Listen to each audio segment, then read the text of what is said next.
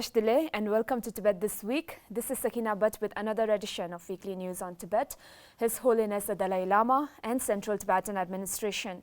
Let's look at the headlines first. His Holiness the Dalai Lama lamented the passing away of Patriarch Thich Quang. Sikyong speaks on human rights and Tibet leading a government in exile at University of Virginia School of Law. We urge the UN High Commissioner for Human Rights to visit Tibet, says President Dr. Lobsang. Amidst news of coronavirus cases in India, TCV schools temporarily closed.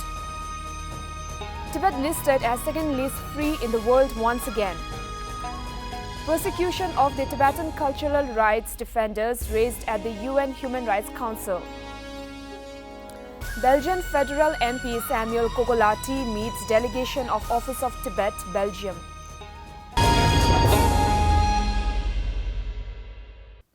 His Holiness the Dalai Lama expressed grief on the demise of the fifth Supreme Patriarch of the Unified Buddhist Church of Vietnam, Thich Quang.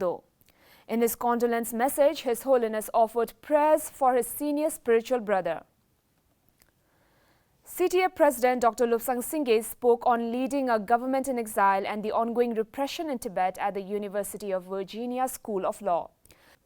President Sangay was invited as the school's Human Rights Clinic spring term keynote speaker in February last month. Sikyong met with Jonathan Frizz, the Deputy Assistant Secretary of the State Department's East Asia and Pacific Affairs Division, and Richard Albright, the Deputy Assistant Secretary of the State Department's Population, Refugees and Migration Division.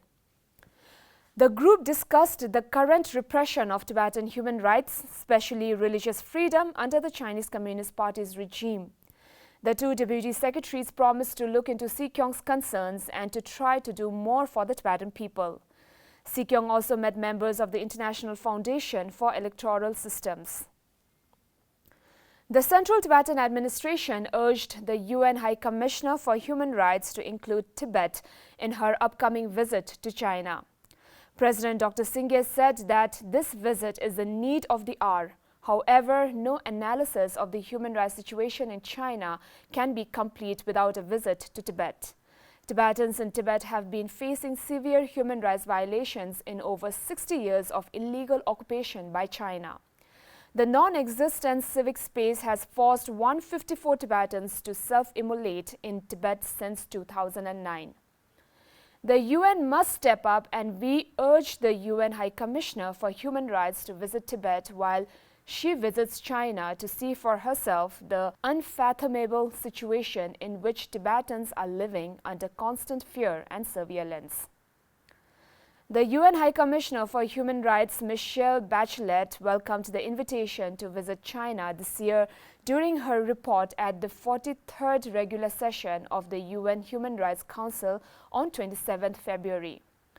Expressing her intention behind the visit, Ms. Bachelet announced that we will seek to analyze in depth the human rights situation in China, including the situation of members of the Uyghur minority. Sikyong Dr. Lobsang celebrated Losar with the Tibetan communities in New York and New Jersey. While wishing the Tibetans on the occasion, Sikyong spoke briefly on Kasha's accomplishments during his presidency and about the successful meetings with State Department officials. The 9-member coalition presented an award to Sikyong for his forthright leadership in human rights and democracy. The guest of honor included Representative Ngodop Tsering, State Senator, Council members who extended their greetings and assured their full support to the Tibetan cause. On the reports of cases of coronavirus in India, the Tibetan Children's Village made an announcement this Tuesday on temporary closure of its school as a precautionary measure. The decision was taken keeping in mind that TCV schools are residential schools hosting over 8,000 students, which will adversely affect the school's capacity to contain a crisis of this nature in the event of an outbreak at any one of the TCV schools. However, the Central Tibetan Administration, through a press conference, announced that it will observe the 10th March Tibetan Uprising Day as scheduled, while postponing CTA's Global Summit of International Associations that was initially scheduled to be held in July this year. In the month of April, so we have planned a 3 days meeting of a Tibetan Association abroad and the 550s in the Ramsalas. So this has to be postponed indefinitely. So when the new dates are fixed, then we will be informing the participants. And we have, as of now, that 550 of the Tibetan Association abroad has been postponed indefinitely. And then in the month of August, from 11th to 15th, we have a 550 Tibetan youth events. So with this regard, so it will stand as it is. So we are going to move on with these dates. But we are not very sure about how the situation will be at that times. If the situations become worse and doesn't improve, at that if we need to postpone the things, at that time we will accordingly inform the participants. The US-based non-governmental organization Freedom House ranked Tibet as the least free region, only second to Syria for the 5th consecutive year. The US-based non-governmental organization Freedom House ranked Tibet as the least free region, only second to Syria for the 5th consecutive year. The score received by each country was given on grounds of political rights and civil liberties. Tibet scored 2 out of 40 for political rights and 3 out of 60 for civil liberties, receiving a total score of 1 out of 100. China was ranked as one of the 15 worst performing countries in freedom in the world 2020 and one of the 11 countries that Freedom House labeled for evidence of ethnic cleansing. Tibet Bureau Geneva staff Thich raised the issue of persecution of the Tibetan cultural rights defenders in Tibet at the ongoing 43rd regular session of the UN Human Rights Council. Ms. Thich, speaking on behalf of the Society for Threatened Peoples, highlighted the repeated attacks by China to destroy the rich Tibetan cultural heritage since the last 60+ years with impunity. The 43rd regular session of the UN Human Rights Council is underway since 24th February this year, and currently the UN Special Rapporteurs are presenting their report to the Council. During this, we presented and highlight the situation of Tibet, in particular the situation of cultural rights defenders and their persecution. We appealed to the UN to press China to release Tashi Wangchuk, Anya Sendra and all other Tibetans who are currently languishing in the Chinese prisons.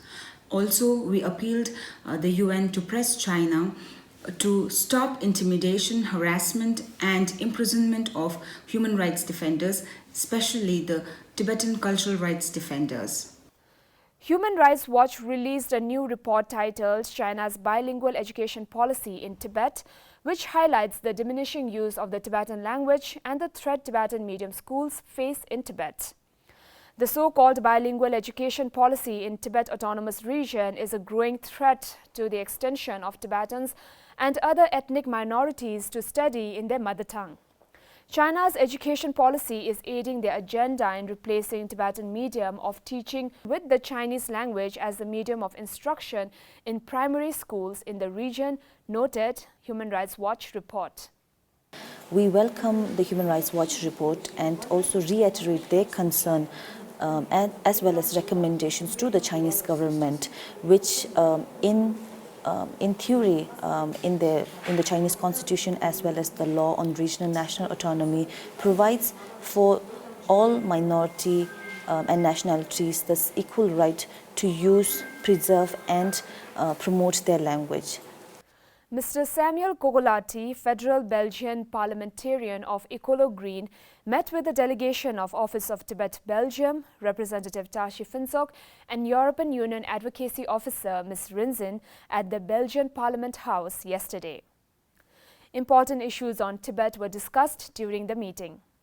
Mr. Cogolati reassured his support and stand for Tibet in the federal parliament whenever necessary.